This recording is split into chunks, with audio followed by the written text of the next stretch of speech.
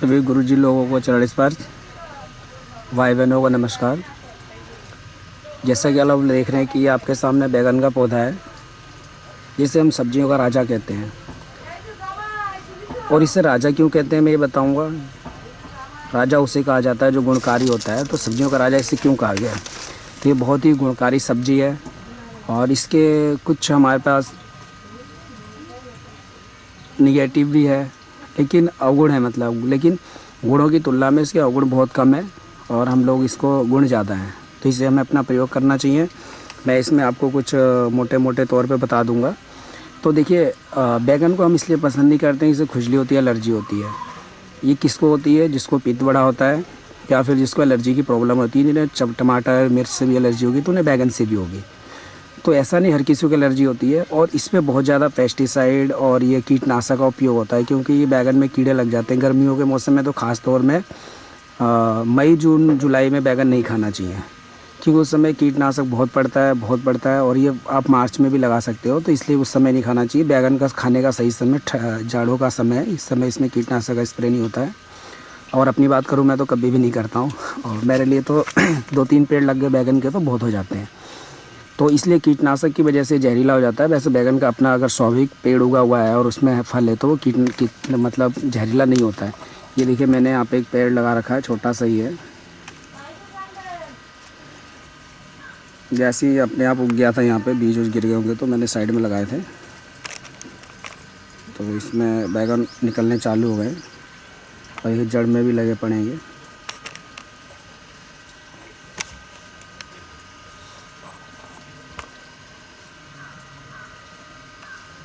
तो मैं इसके प्रयोग बता देता हूँ आपको, फिर इसके बारे में बताऊँगा कुछ।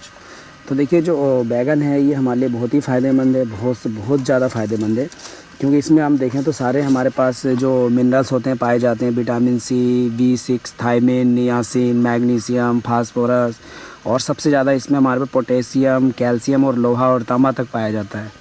तो जिसमें लोहा और तांबा होगा वो सोच सकते हैं कितना फ़ायदेमंद है। पोटेशियम है तो हमारे हड्डियों के लिए कितना फ़ायदेमंद है। तो इस तरीके से, और एक इसमें कोलेस्ट्रॉल नहीं पाया जाता और समतृप्त वसा नहीं पाई जाती है, जो कि हमारा फैट बढ़ाती है या हार्ट को नुकसान है, वो चीज़ें नहीं होती है। तो इसके लिए हमें बैगन खाने चाहिए और ज़रूर खाना चाहिए। और इसके अगर आप गुण आप सुन लेंगे, आज ये पूरा वीडियो आपने देख लिया, समझ लिया, तो इसके बाद बैगन खाना आप चालू कर देंगे। तो सबसे बढ़िया इसका रिजल्ट लेने के लिए मैं आपको बताऊं कि इसको भून करके खाना है, आग में भून लें तो बढ़िया, जिसको हम चोखा या भरता बोलते हैं बैगन का बनाना। तो वो चीज़ होना चाहिए, या फिर पानी में उबाल करके उसको छील करके फिर खाएं, और तेल में फ्राई ना करें।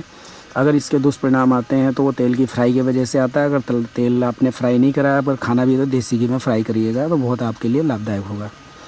तो इसको देखिए, हमारी पाचन शक्ति को भी बढ़ाता है, क्योंकि इसमें फाइबर होते हैं। साथ ही जो हमारा बैड कोलेस्ट्रॉल है या उसको ख़त्म कर देता है, क्योंकि इसमें जो कोलेस्ट्रॉल को मारने वाली चीज़ होती है वो केमिकल्स वगैरह पाए जाते हैं।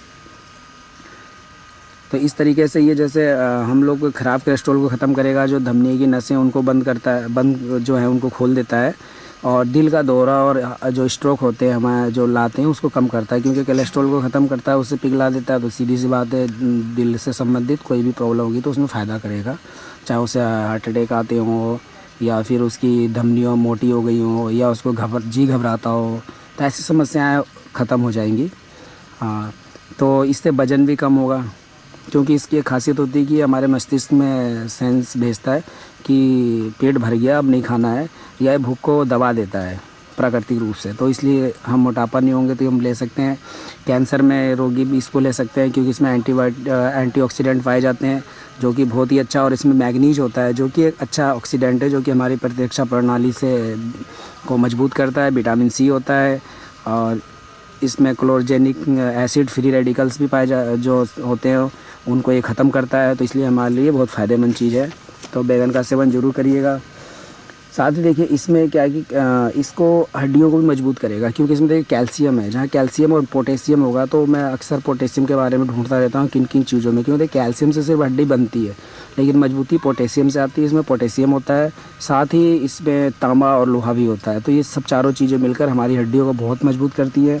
और यहाँ तक कि जितने ऑस्टियोपोरोसिस के मरीज़ हैं या जिनके हड्डियों में किसी भी प्रकार का घिसाव या ख़त्म हो रहा है, जो कि एज के साथ होता है, तो उस समय बैगन का भरता ज़रूर खाएं। और हमारे यहाँ तो ये प्राचीन टाइम से प्रचलन है इसका खाने का, और मैं तो सप्ताह में 2 दिन भरता हमारे यहाँ बनता ही बनता है, क्योंकि मेरे यहाँ आज भी चूल्हा जलता है।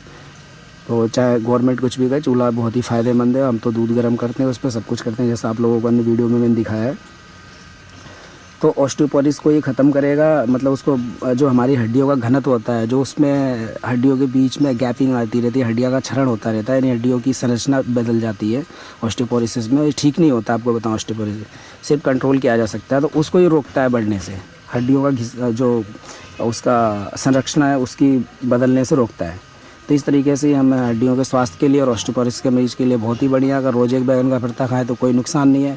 इसके देखिए अवगुणों को दूर करने के लिए हमारे पास उपाय है कि इसको लहसुन ज़रूर डालें, चाहे वो कच्चा हो या पक्का लहसुन हो या हरी लहसुन हो, और साथ में हींग थोड़ा सा ज़रूर यूज करें, तो इसके जो अवगुण है वो ख़त्म हो जाएंगे। तो एनीमिया जो खून की कमी होती है महिलाओं को, आजकल बहुत सारी प्रॉब्लम चल रही है, डेट की अनियमितता, खून ज़्यादा आना कम आना। तो उसमें क्या है, देखिए कि इसमें लोहा पाया जाता है और तांबा, जो कि हमारे लिए बहुत ही है। लोहा और तांबा होगा तो महिलाओं की खून की कमी नहीं होगी, साथ में कैल्शियम पोटेशियम है, तो उनको दर्द वगैरह भी नहीं होगा, हड्डियाँ मजबूत होंगी, तो महिलाएँ ले सकती हैं, बहुत ही फ़ायदा करेगा उनके लिए। और माइंड के लिए भी बताऊँ तो बूस्टर का काम करता है ये, क्योंकि इसमें ये जो हमारे यहाँ जो इसमें फाइटोन्यूट्रिएंट्स पाए जाते हैं वो फ्री रेडिकल्स से बचाते हैं हमारे, और हमारे दिमाग को स्वस्थ रखते हैं और बूस्टर का काम करते हैं। और जितने भी शरीर या मस्तिष्क को विषाक्त पदार्थ हैं उनको दूर कर करके वहाँ पे रक्त का फ्लो तेज करते हैं, क्योंकि कोलेस्ट्रॉल ख़त्म करते हैं, और ब्लड में तांबे की और मैग्नीशियम की, आयरन की, पोटेशियम की, इनकी मात्रा बढ़ाते हैं। तो स्वतः ही हमारी नसें सब मजबूत होती हैं, ब्लड पूरा हमारे दिमाग को जाता है। तो जो मंद बुद्धि या दिमागी प्रॉब्लम वाले लोग हैं तो वो भी इसको खा सकते हैं। हार्ट के लिए मैं बता ही चुका हूँ कि कोलेस्ट्रॉल हमारा जब ख़त्म होगा तो हार्ट हमारे लिए मजबूत होगा। इस तरीके से जो डायबिटिक लोग हैं वो भी खा सकते हैं, क्योंकि इसमें शुगर नहीं होता है, तो डायबिटिक लोग भी इसको खाएं। इसमें रेसा होता है, तो बहुत ही बढ़िया रहेगा। गर्भवती महिलाएँ हैं खा सकती हैं, लेकिन कम खाएँ, ज़्यादा मात्रा में ना खाएँ, क्योंकि ये उनके लिए थोड़ा मूत्र को बढ़ाने वाला होता है। तो मूत्रल चीज़ें नहीं दी जाती हैं गर्भवती महिलाओं को, क्योंकि वैसे ही उन्हें प्रॉब्लम होती है, बार बार पेशाब जाना पड़ता है, तो उनके लिए कम खाना चाहिए। खा सकते हैं, बालों के लिए भी फ़ायदेमंद है। ऐसे हम त्वचा में भी लगा सकते हैं, इसका पेस्ट बना करके एलोवेरा के उसमें डाल करके, जैसे भी बनाना चाहें तो कर सकते हैं। तो इसका नुकसान वही है कि जिनको एलर्जी होती है वो ना खाएं, और एलर्जी हर किसी को नहीं होती, जिनको मिर्च बैगन्स होती है उन्हें भी हो सकती है इससे। एलर्जी तो हमारी जब प्रतिरोधक क्षमता कम हो जाती है तो एलर्जी होती है, इसीलिए एलोपैथ में एलर्जी कोई दवा नहीं आपको बताऊँ। तो अपनी प्रतिरोधक क्षमता बढ़ाइए तो एलर्जी सब खत्म हो जाएंगी। और इसके लिए गिलोय का काढ़ा पी लीजिए आप 6 महीने या 1 साल, कोई एलर्जी नहीं बचेगी, सब खत्म हो जाएंगी। तो इस तरीके से आपने देखा कि ये बहुत ही फ़ायदेमंद है।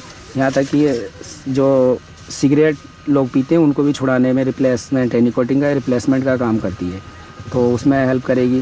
तो इस तरीके से हमारी लीवर की सुरक्षा करती है, हमारे सिर से बालों से लेकर के बालों को झड़ने से रोकती है, बालों को बचाती है वहाँ से। तो बालों से झड़ने से लेके हमारे नाखून में भी चाहिए होता है कि आयरन की कमी हो गई, कैल्शियम कमी हो गया तो नाखून भी हमारे ख़राब होते हैं। तो पैर के नाखून तक के पूरे शरीर को स्वस्थ रखती है। इतने ज़्यादा गुण होने के बाद अगर आपको पता चल गया तो आप इसको, मुझे लग रहा है कि सेवन ज़रूर करेंगे, क्योंकि ये बहुत ही अच्छी चीज़ है बैगन, जिसे हम लोग बहुत लोग नहीं खाते हैं कि बैगन खुजली करती है। कारण मैंने बता दिया आपको कि जो हम कीटनाशक डालते हैं उसकी वजह से एलर्जी होती है। और देखिए प्राकृतिक रूप से उगी हुई चीज़ खानी चाहिए, क्योंकि पेड़ पौधों में भी अपनी प्रतिरोधक क्षमता नहीं होगी तो बेकार है। अगर उससे खाद पानी देंगे और उगा देंगे तो उसकी प्रतिरोधक क्षमता खुद की नहीं होगी और उसके फल भी हमें फ़ायदा नहीं करेंगे। तो इसीलिए देखिए मैं खेत में लगाता हूँ, यहाँ भी आप देखें कि ज़मीन फट रही है पानी के वगैरह, लेकिन मैं पानी भी नहीं लगा पा रहा हूँ, टाइम नहीं मिल रहा है। तो ये देख सकते हैं इसकी जड़ में, देखिए ये देखिए दरारें पड़ी हुई, यानी कि पानी मांग रहा है लेकिन पानी भी नहीं दे पा रहा हूँ। तो इसको मैंने पेड़ पौधों को जितना आप सुख देंगे उतने वो बेकार होंगी, पोषक तत्व कम होते हैं, इसलिए सुख देना नहीं चाहिए। इसमें प्रतिरोधक क्षमता तब बढ़ती है। देखिए निराई गुड़ाई कुछ नहीं है, ज़मीन ऐसी ही देखें तो घास फूस ये सब अगल बगल हो रही है, समय भी नहीं मिलता और मैं ज़्यादा निराई गुड़ाई नहीं करता हूँ, क्योंकि प्राकृतिक रूप से उगाना है तो वैसे ही छोड़ दो। और इसका एग्जाम्पल मैं भी आपको दिखाऊँगा, जो मैंने प्राकृतिक रूप से बैगन उगा रखे हैं। आप सोचेंगे कि रियल में ऐसी सब्जियाँ मिले तो रोज़ खाई जाए, तो मैं आपको कोशिश करता हूँ दिखाने के लिए। तो ये तो हमने दिखाया आपको कि ये बैगन का एक पौधा था जो कि हमने लगाया था, और ये यहाँ पे देखेंगे इतना बड़ा, ये अपने आप मैंने यहाँ बीज डाली होगी, मिर्च की डाली थी, पौधे इसके साथ हो गई है। इसी के साथ ही देखिए जो हमारे पास है,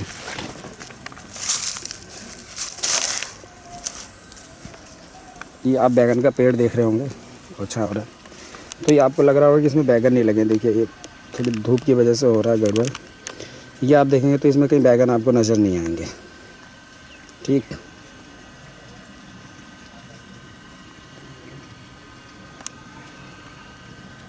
ये देखिए करौंदा भी लगा रखा है, जिसमें आपको बैगन नज़र नहीं आते हैं, लेकिन जब हम इसे पलटते हैं तब इसमें आपको बैगन नज़र आएंगे। जो कि आप देख लीजिए घास फूस ऐसे ही है, ये देखिए लक्कड़ वक्कड़ सब पड़ा है, इसके बीच में उग रहा है, बस हम पानी डाल देते हैं। तो आपको दिखाता हूँ मैं, ये देखिए सब बैगन छिपे रहते हैं इसमें। ये 2 ही नहीं, ये देखिए नीचे भी होंगे ये, और अच्छे खासे बैगन होंगे। इसमें कोई यूरिया कुछ भी गोबर खाद भी नहीं है। देखिए वजन के कारण ही नीचे छिप जाते हैं, चले जाते हैं। ये देख सकते हैं कितना सुंदर बैगन है। ये मेरा छोटा सा पेड़ है, इसकी टहनी ये देखिए, तो यहाँ पे भी लग रहा है।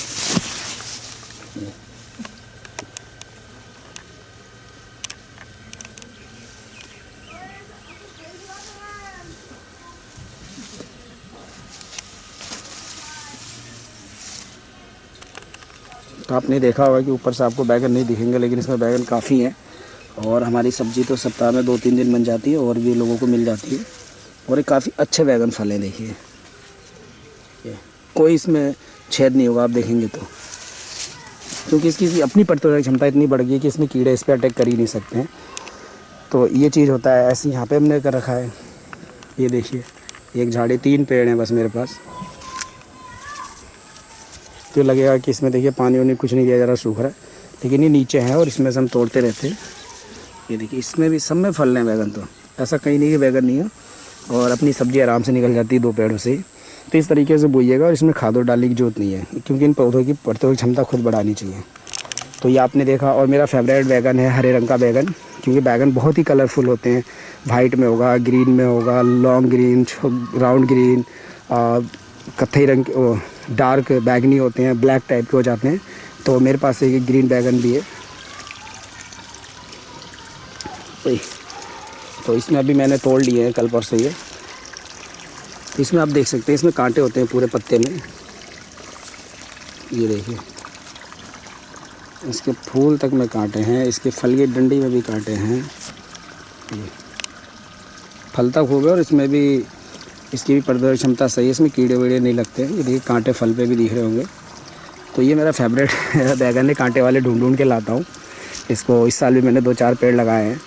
तो यही चीज़ें मैं आपको बताना चाह रहा था कि बैगन आप खाइएगा, इसका पौष्टिकता बहुत ज़्यादा है, बशर्ते इसके अवगुणों की तुलना करें तो। गुण ज़्यादा है मतलब अवगुण कम है, यानी नुकसान कम करती है, फ़ायदा ज़्यादा करती है। तो मुझे उम्मीद है जो लोग बैगन नहीं खाते होंगे अब खाएंगे। और इसके दुष्परिणाम को दूर करने के लिए इसमें लहसुन का जरूर सेवन करा जाता है। हम लोग लहसुन धनिया डाल करके हरा उसकी काट के कटिंग करके, और बैगन को भून कर ही खाने में फ़ायदा है। और कुछ लोग इसको फ्राई कर लेते हैं, जो चूजे बैगन होते हैं छोटे छोटे, उसको, तो वो गलत है। आप बैगन की आलू में डाल के सब्ज़ी बनाइए, चाहे कुछ करिए, चोखा भरता जिसे बोलते हैं वो बढ़िया है। तो मुझे उम्मीद है आप लोग अब इसको बुरा नहीं समझेंगे और इसका खाएंगे। इसी के साथ ही आप लोग बहुत बहुत धन्यवाद।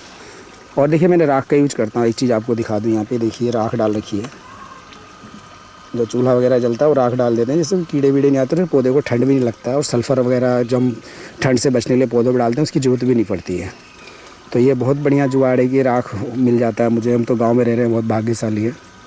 प्रभु का बहुत बहुत धन्यवाद। तो इसी के साथ ही आप लोगों ने देखा, बहुत बहुत आप लोगों को धन्यवाद। और इसको शेयर करते रहिएगा।